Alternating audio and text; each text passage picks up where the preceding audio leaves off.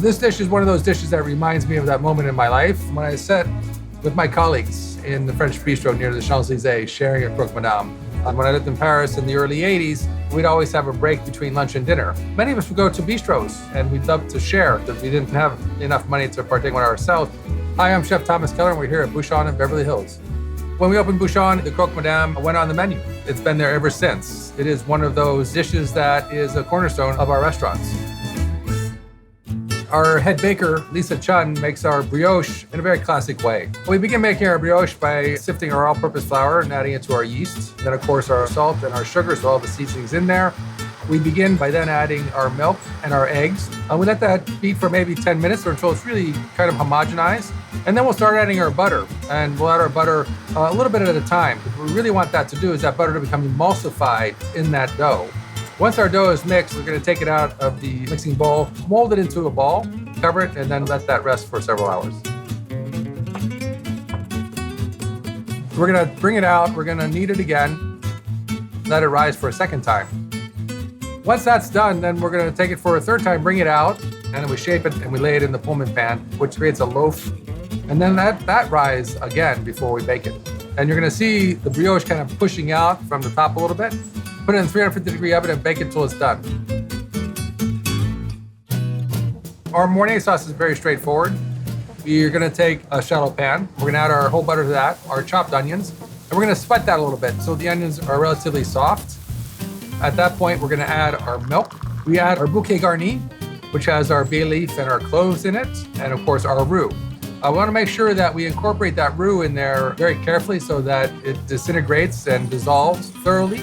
Then we're going to simmer that and let that cook for several hours until that roux gets cooked out and you get this beautiful velvety sauce. After it's simmered, we're going to add our grated cheese and our grated nutmeg. We want to make sure, again, that we're really working that with our whisk to make sure that cheese melts thoroughly. And once the cheese is melted, we're going to strain it through a chinois, which is a very, very fine mesh china cap. And there we go. We have our Mornay sauce ready. Pommes frites are very traditional in the way they're made. We use a Kennebec potato. And we're going to slice that about 1/4 inch to 3/8 of an inch in slices. And then, of course, in the shape of a French fry. We'll put it on the side and cut it again so they're perfectly square. We're going to put those in water to remove as much starch as possible. We take our potatoes out, and then we're going to make sure that we drain them on a serviette or a towel to make sure they're as dry as possible. And then we're going to blanch them in a fryolator that's around 250 degrees for 2 minutes. Once that's done, we'll take them out of blanching. This helps set the exterior, the flesh of the potato. We're going to drain those again. We're going to put them in a 350, 375 degree oil and fry them until they're the doneness that you like, whether it's a light golden brown or a dark golden brown. Once you fry them, of course, we want to drain as much oil out as we can. And then we just season them with some kosher salt or some beautiful sea salt, because we love our French fries. We have our brioche, we have our Mornay sauce, and certainly we have our French fries ready to go. We're going to slice our brioche to be about 1/2 inch thick. I like to butter the exterior of it with some softened butter, not too much, just making sure I get a very, very even layer of the butter. Then I'm going to put my 2 pieces of Swiss cheese on that, and then my 4 slices of ham. I like to shingle this so it's not just 4 slices of ham all together. It gives a little bit of air in between, which is a nice mouthfeel. And then, of course, 2 more pieces of the cheese, a little bit of black pepper, and a little bit of salt. Again, a very thin layer of butter on the exterior brioche. Put that on top. Now my sandwich is all ready to go. In a non-stick saute pan, which is probably the best pan I'd recommend for cooking a Croque Madame, we'll add a little bit of clarified butter. I like to cook one side and then flip it over and then put it in about a 350 degree oven. And then I'll start my egg. I'll crack my egg into the pan at a low to medium temperature.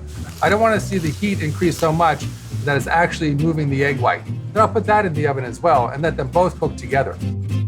It's going to take about maybe 4 or 5 minutes at about a 350 degree oven. We'll take our Croque Madame, put it on our plate, slide our egg out of the pan right into the center of the sandwich, and then pour our Mornay sauce around it, and then garnish it with chopped parsley or chopped chives.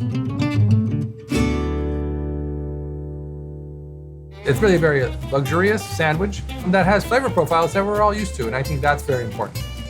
I love this dish because it's about a time in my life when I first moved to France. It was a moment when I was learning a great deal. It was a moment that really established the foundation for my career. food is really about memories, and that's what really, for me, is so important about the Croque Madame that we have here at Bouchon.